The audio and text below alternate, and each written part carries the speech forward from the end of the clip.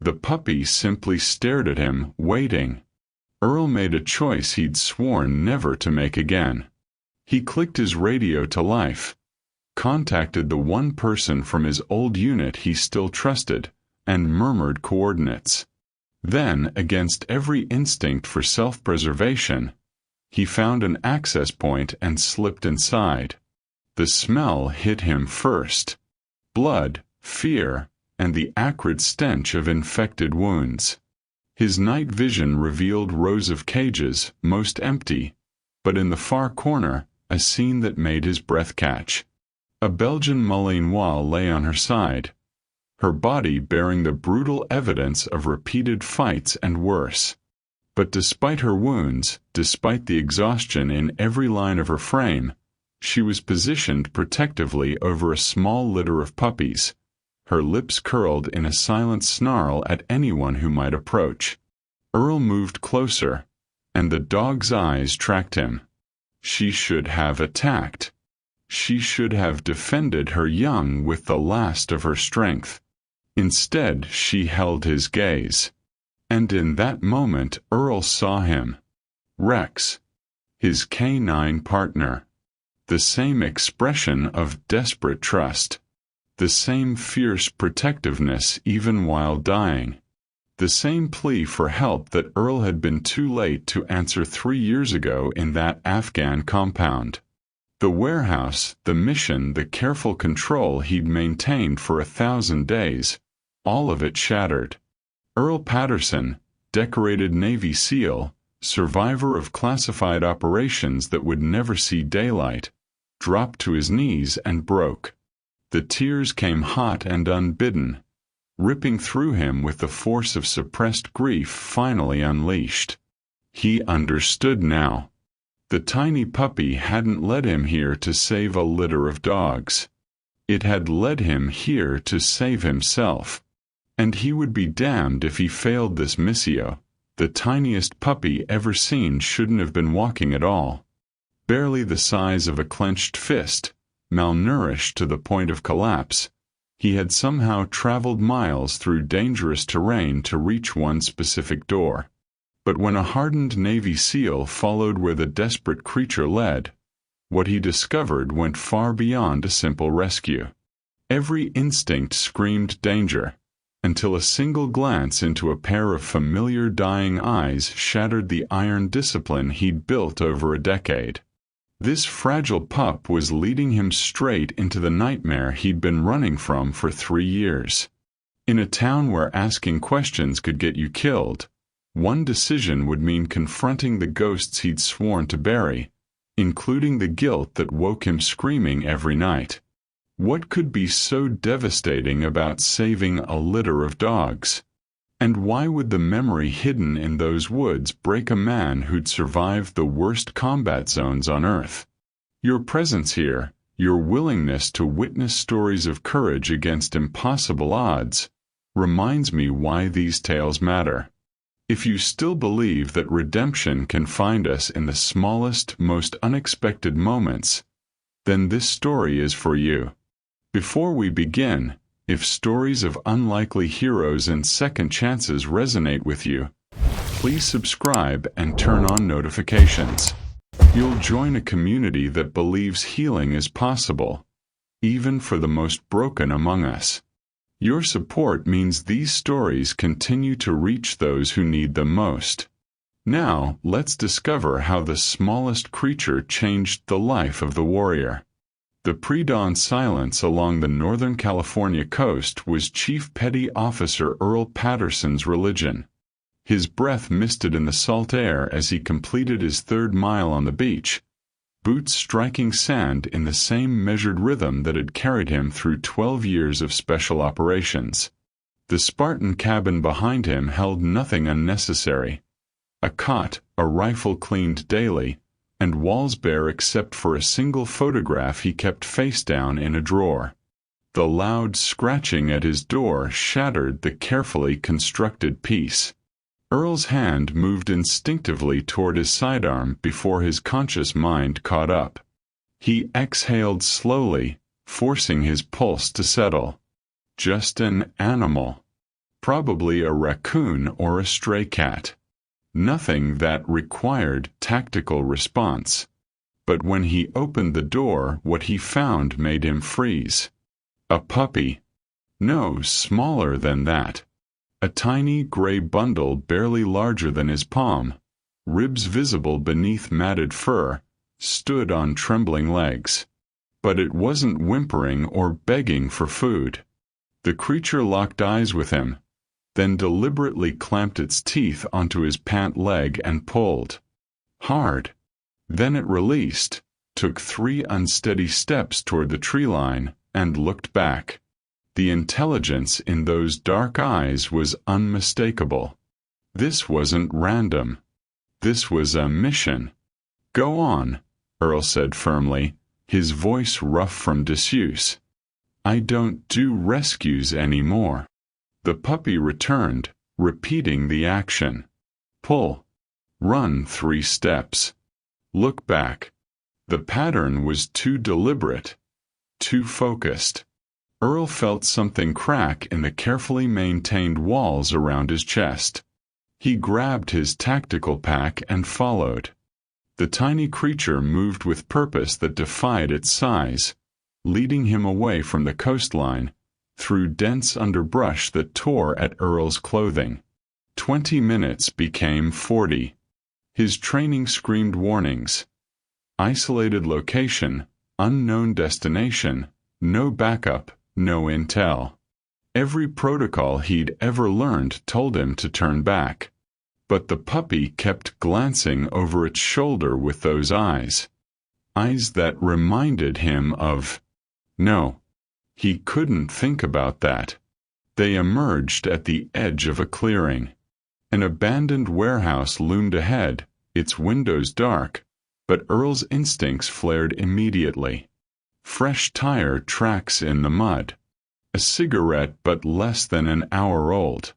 The faint sound of dogs barking from deep inside the structure.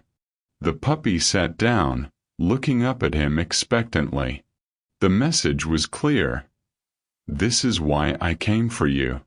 This is what I need you to fix." Earl crouched, examining the perimeter with the trained eye of a man who'd breached 100 hostile compounds. Security cameras, recently installed. Heavy chains on multiple doors.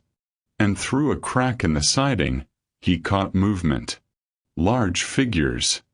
Aggressive posturing. The unmistakable setup of a criminal operation. "What the hell did you lead me into?" he whispered.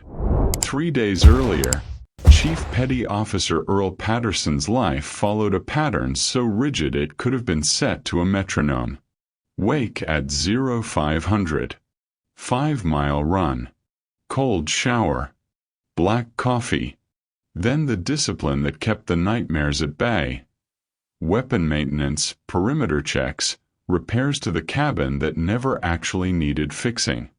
Anything to keep his hands busy and his mind empty. The town knew him only as the seal who bought the old Mercer place. He shopped at the grocery store once a week, spoke to no one, and ignored the sympathetic looks from the clerk who'd tried 3 times to strike up conversation. His phone held 2 contacts. His former CO and a VA counselor he'd never called. The cabin's walls remained bare except for nail holes where pictures used to hang before he'd taken them all down and burned them in the fire pit out back. This was survival. Not living, but surviving. And Earl had convinced himself that was enough. The scratching started just after dawn on a Tuesday. Persistent and deliberate. Earl stood at the door for a full minute, jaw clenched, debating whether to open it at all. When he finally did, the sight stopped him cold. The puppy was impossibly small, its gray fur matted and dull, ribs visible beneath skin that seemed stretched too tight. But it wasn't cowering or whimpering. It sat perfectly still, dark eyes locked onto Earl's face with an intensity that felt almost human. Then it stood, walked directly to his boot, and clamped tiny teeth onto his lace. It pulled once, released, and took 3 measured steps toward the tree line before looking back. Earl's hand moved toward his phone. Animal control. 2 minutes. Problem solved. Routine restored. But the puppy returned and repeated the action. Pull. Step. Look back. The pattern was too focused, too intelligent. This creature had traveled here with purpose. Had chosen him specifically. "I don't do this anymore," Earl said, his voice barely above a whisper. The puppy pulled harder, then sat down and waited. Those eyes held something Earl recognized from every combat zone he'd ever deployed to. A plea from someone who had no other options left. His hand dropped from the phone. Against every instinct for self-preservation, against the carefully constructed isolation that had kept him functional for 3 years, Earl grabbed his pack. And followed. The puppy moved with a determination that defied every law of nature.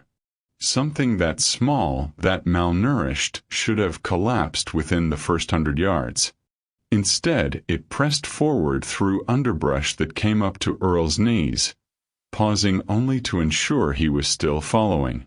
Earl's training kicked in automatically. He noted the direction northeast, away from town and toward the old industrial district that had been abandoned since the mill closed.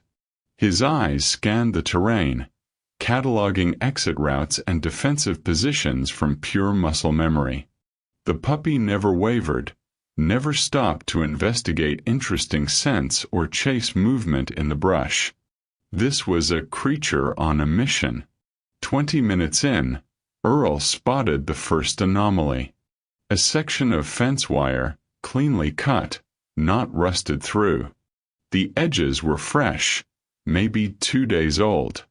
He crouched, examining the ground. Boot prints, size 12 or 13. Deep tread suggesting work boots or tactical footwear. Multiple sets, coming and going with regularity. His pulse quickened. This wasn't random. The puppy waited, watching him with those unervingly intelligent eyes, then continued forward. The terrain grew rougher. Earl's boots found purchase on rocks slick with morning dew as they climbed a ridge that offered a tactical advantage over the valley below. Another detail caught his attention. A cigarette butt American Spirit brand stubbed out against a tree trunk. The tobacco was still moist. Someone had been here within the last few hours, watching the approach. Earl's hand instinctively moved to his hip where his sidearm usually rested. He deliberately left it at the cabin, another rule in his self-imposed exile. No weapons unless absolutely necessary.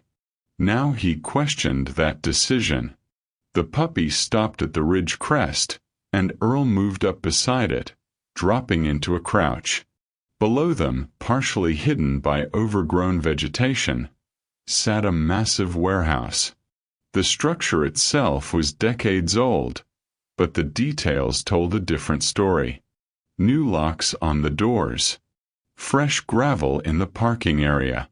Security cameras mounted at corners, their angles overlapping to eliminate blind spots. And through the thin morning air, Earl caught it, the distinct metallic scent of blood, old and new, mixed with something else. Fear. Animals in distress. The puppy looked up at him, waiting. Earl's jaw tightened. "What the hell did you bring me to?" Earl recognized the building immediately.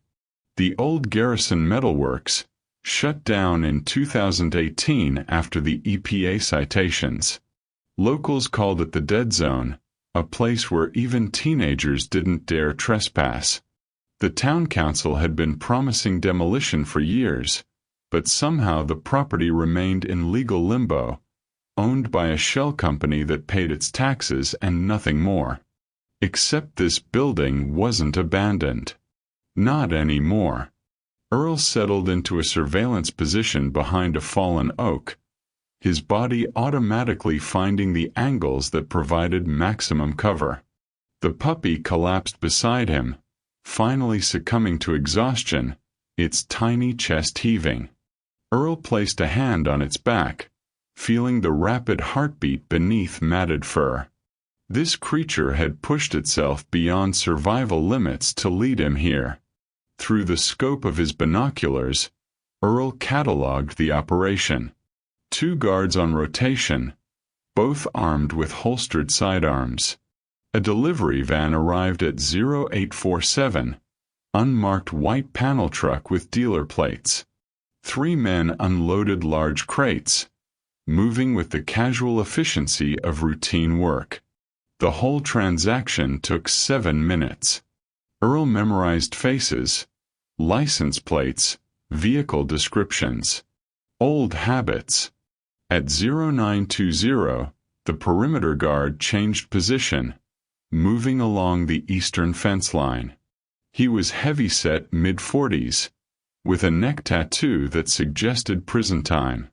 As the man rounded the corner, he stopped suddenly, his hand moving to his radio. "Got movement on the North Ridge," the guard said, his voice carrying through the still air. "Probably just deer, but I'm checking it out." Earl didn't move, didn't breathe.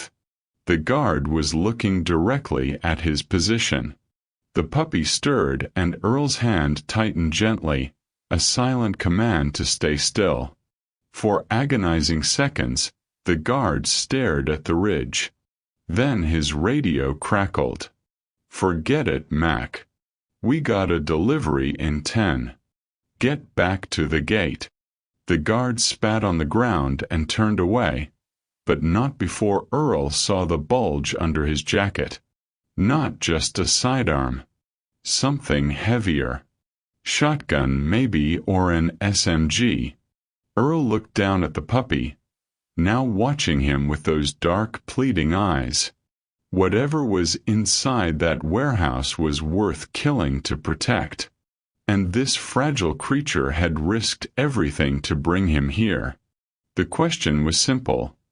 Walk away and call it in anonymously, or see this through. The puppy's gaze never wavered. Earl exhaled slowly. "All right. We do this quiet." Earl waited until the guard rotation shifted at noon, then moved like a ghost through the perimeter. Years of insertion training made it effortless. Identify the blind spots, time the camera sweeps, exploit the 3-second gap when both guards faced away from the southeast corner. He was inside the fence line in under 2 minutes. The puppy had somehow rallied enough strength to follow, staying close to Earl's heel with surprising discipline. Together they approached a rusted maintenance door, its lock compromised by corrosion. Earl worked it open with a multi-tool, the hinges silent thanks to fresh oil someone had applied recently. Professional work. These people knew what they were doing. The smell hit him before his eyes adjusted to the darkness. Blood, infection, and the ammonia burn of accumulated waste. His night vision revealed rows of empty cages, their doors hanging open, but it was the sound that drew him deeper. A low, warning growl from the far corner. Earl rounded the support beam and stopped cold. A Belgian Malinois lay on filthy concrete, her body a testament to systematic brutality. Scars crisscrossed her flanks. Her left ear was torn nearly in half. Fresh wounds oozed beneath matted fur. But despite the agony that must have consumed her, she remained positioned over 4 puppies, her lips curled in a silent snarl. Earl took one careful step forward. The dog's eyes tracked him, and he saw it immediately. She was beyond fighting, beyond fleeing. This was her last stand, protecting her young with whatever remained of her shattered body. Then she did something that shattered him. She held his gaze and lowered her head. Submission. Trust. A final, desperate plea from a warrior who had nothing left. Earl saw Rex. Saw the Afghan compound. Saw his canine partner bleeding out in his arms. Those same eyes looking up at him with that same impossible trust while Earl screamed for medevac that would arrive 3 minutes too late. Saw himself making promises he couldn't keep, swearing Rex would be okay even as the light faded. The warehouse disappeared. 3 years of carefully constructed walls collapsed in an instant. Earl dropped to his knees, and the tears came. They tore through him with the force of suppressed grief, ripping away every defense he'd built. His shoulders shook. His breath came in ragged gasps. The mother dog watched him, still protecting her litter, while the tiny puppy pressed against his leg. "I'm sorry," Earl whispered through the tears. "I'm so sorry I was too late." But this time he wasn't. Earl gave himself 30 seconds. 30 seconds to feel the grief, to let it wash through him completely. Then he wiped his eyes with the back of his hand and stood. The tears stopped as if he'd thrown a switch. In their place, something he hadn't felt in 3 years ignited. Purpose. He moved to the mother dog with calm efficiency, speaking in low, measured tones. "Easy, girl. I'm here to help." From his pack, he pulled a water bottle and a protein bar. The dog's eyes tracked every movement, but she didn't resist when he offered water in his cupped palm.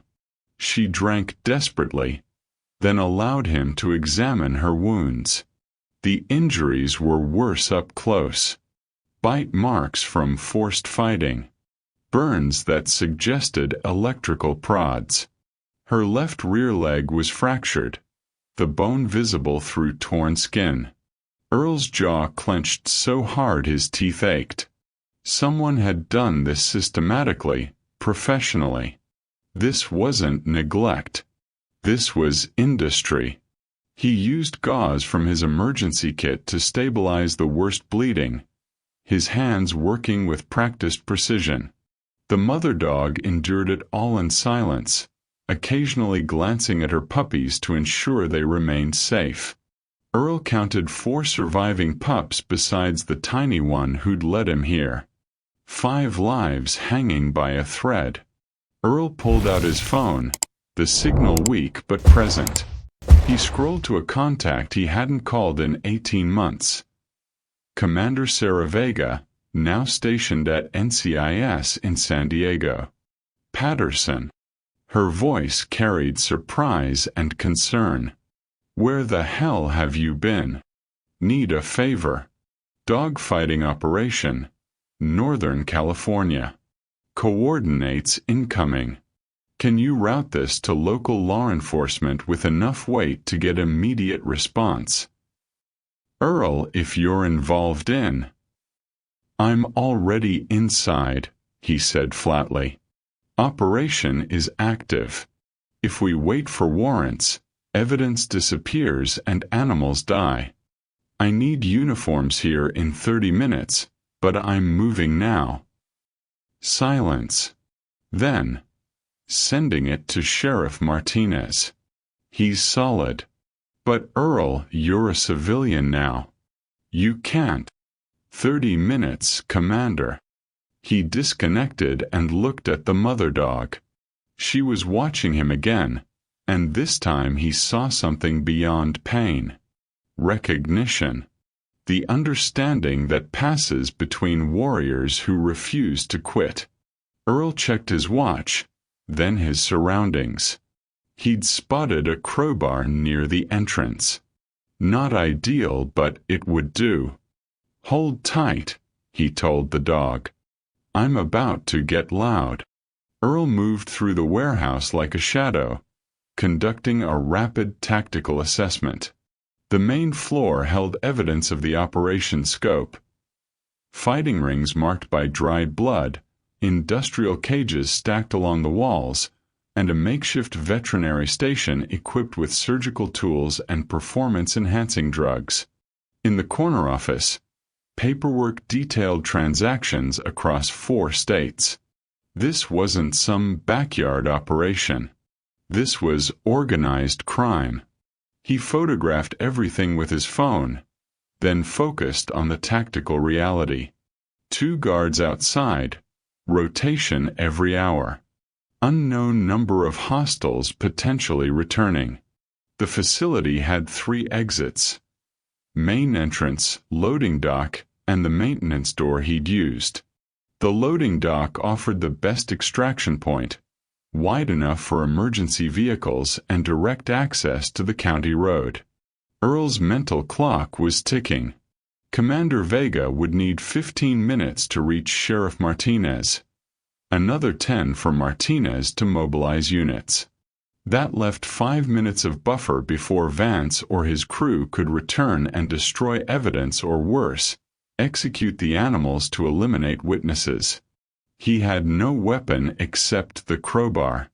No body armor. No backup. No extraction plan if things went sideways. Every SEAL operation he'd ever run had redundancies, overwatch, and contingency protocols. This had none of that. This was the most dangerous mission of his life precisely because he was doing it alone. Earl returned to the mother dog and her litter. Using his jacket and spare clothing from his pack, he constructed a makeshift carrier, securing the puppies inside. The mother dog watched intently, understanding somehow that her babies were being protected. When Earl gently lifted her, she whimpered but didn't resist, trusting him completely despite her agony. "You're tougher than half the operators I served with," Earl murmured, positioning her as carefully as possible. Outside, he heard an engine. A vehicle approaching from the access road, moving fast.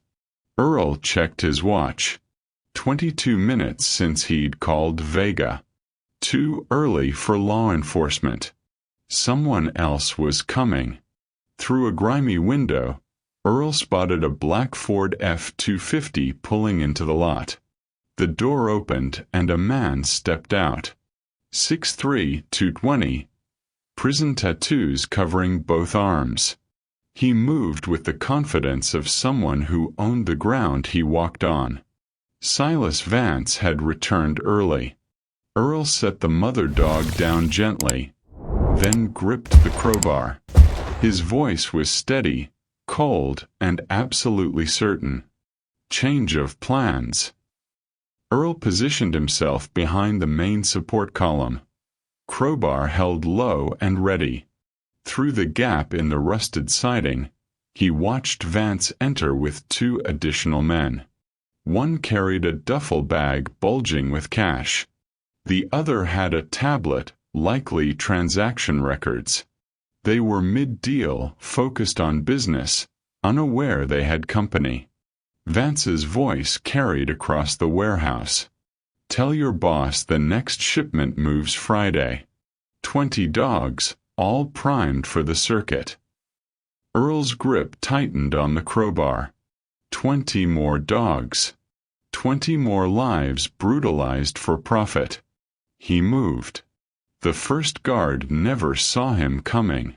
Earl struck the inside of his knee with surgical precision, collapsing the leg, then delivered a controlled strike to the temple as the man fell. Down in 3 seconds, unconscious but alive. The second guard reached for his weapon. Earl closed the distance before the gun cleared its holster, redirecting the draw with one hand while driving the crowbar into the man's solar plexus with the other. The guard crumpled, gasping for air. Vance spun, his hand moving to the pistol at his hip. "Who the hell?" "Step away from the weapon," Earl said, his voice carrying the absolute authority of someone who'd given that order 100 times in worse situations. Vance's eyes narrowed, calculating. Then he smiled. "You're that hermit from the coast. Patterson, right? You just made a fatal mistake." Vance was fast for his size. He drew and fired in one smooth motion. Earl was faster. He'd already moved left, the bullet sparking off concrete where he'd been standing. He closed the gap before Vance could adjust his aim, using the crowbar to deflect the gun hand upward. The second shot went into the ceiling. Then Earl was inside Vance's reach, and it was over. He swept Vance's legs, rode him down to the concrete, and applied a rear-naked choke with textbook precision. Vance struggled, his strength impressive, but Earl had subdued insurgents twice as motivated. He held the pressure exactly where it needed to be, cutting blood flow to the brain without crushing the windpipe. 15 seconds. Vance's movements weakened. 20 seconds. His arms dropped. 25 seconds. Unconscious. Earl released immediately, rolled Vance onto his side in recovery position, and zip-tied his hands with materials from the office. In the distance, sirens wailed. Earl returned to the mother dog. She was watching him, her puppies pressed against her side. The tiny one who'd started this all looked up at him with those dark, intelligent eyes. "Mission complete," Earl whispered, his hand gentle on the puppy's head. "You did good, Tiny. You did real good." Sheriff Martinez arrived with 4 units, EMTs, and animal control officers equipped for mass rescue. Earl stood back as they flooded the warehouse, watching professionals document the crime scene with methodical precision. He'd already transferred the mother dog and her litter to the first emergency veterinary team, riding in the ambulance himself to ensure they received immediate care. Dr. Sarah Chen, the emergency vet, worked on the mother dog for 3 hours. Earl sat in the waiting room the entire time, Tiny asleep in his lap, refusing to leave until he knew she'd survived surgery. When Dr. Chen finally emerged, exhausted but smiling, Earl felt something release in his chest. She's stable. Strong fighter. Against all odds, she's going to make it. Earl nodded, unable to speak past the tightness in his throat. The next 72 hours became a blur of depositions, evidence review, and media attention Earl neither wanted nor could avoid. His photographs and testimony proved devastating.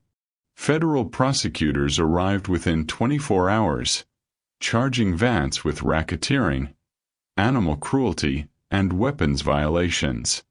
The evidence Earl had documented revealed connections to fighting rings in 6 states, leading to 14 additional arrests. The local news ran the story with the headline, "Decorated Navy SEAL Dismantles Dogfighting Empire." Earl's phone, silent for 3 years, suddenly wouldn't stop ringing. Interview requests. Book deals.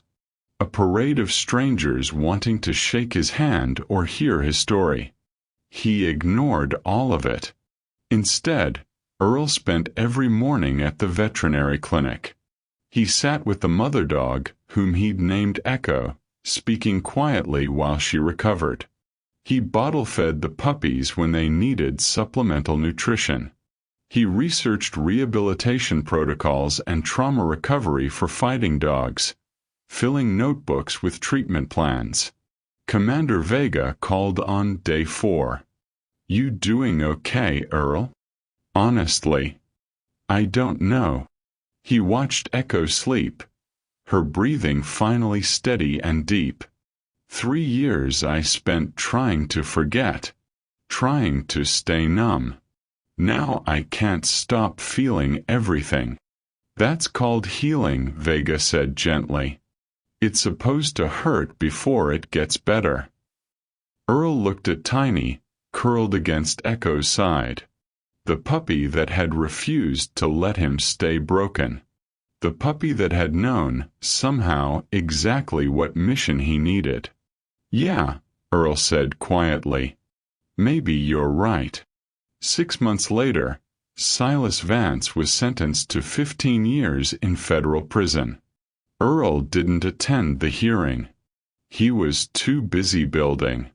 The cabin that had once held only the bare essentials now hummed with life. Earl had constructed a sprawling fenced enclosure, complete with insulated shelter, obstacle courses, and shaded rest areas. The interior walls, once bare, now displayed photographs. Tiny's first solid meal, Echo's first steps without limping, the entire litter playing in their first snowfall. The drawer that had held a single face-down photograph now stood open. Rex's picture sat on the mantel, honored rather than hidden. Beside it, a new frame held an image of Earl kneeling between Echo and Tiny, all three of them looking at the camera with expressions of hard-won peace. Earl stood on his porch with his morning coffee, watching the sun rise over the Pacific. In the yard, Tiny, no longer tiny, but a strong, confident young dog, wrestled with his siblings. Echo supervised from her favorite spot beneath the oak tree, her scars visible but her eyes bright and alert. She'd never fully recover from what Vance had done to her, but she'd learned to trust again, to rest without fear. Tiny broke away from the pack and bounded up to Earl, tongue lolling in pure joy. Earl crouched, scratching behind the dog's ears. "You knew, didn't you?" Earl said quietly. "That day you showed up at my door. You knew exactly what you were doing." Tiny tilted his head, those same intelligent, dark eyes holding Earl's gaze. Earl had spent 3 years believing his failure with Rex defined him, that the guilt was a permanent sentence, a debt that could never be repaid. He'd thought strength meant enduring alone, building walls high enough that nothing could hurt him again. But this dog, barely the size of his palm when they'd met, had taught him the truth.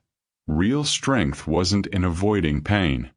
It was in choosing to act despite it, in protecting those who couldn't protect themselves, in allowing yourself to care, even when caring meant risking loss.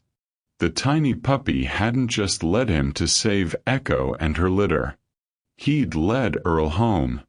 Earl looked out at his family, at the life he'd built from the ashes of his grief, and smiled. "Mission accomplished," he whispered. And for the first time in 3 years, he meant it. Earl's story reminds us that healing rarely arrives the way we expect. Sometimes it comes on 4 legs, barely the size of a hand, refusing to let us stay broken. If this story touched something in you, if you believe in second chances and the quiet courage it takes to open our hearts again, then please subscribe and turn on notifications. This community exists for people who understand that the smallest acts of compassion can change everything. Your subscription ensures these stories reach others who are still searching for their own path home.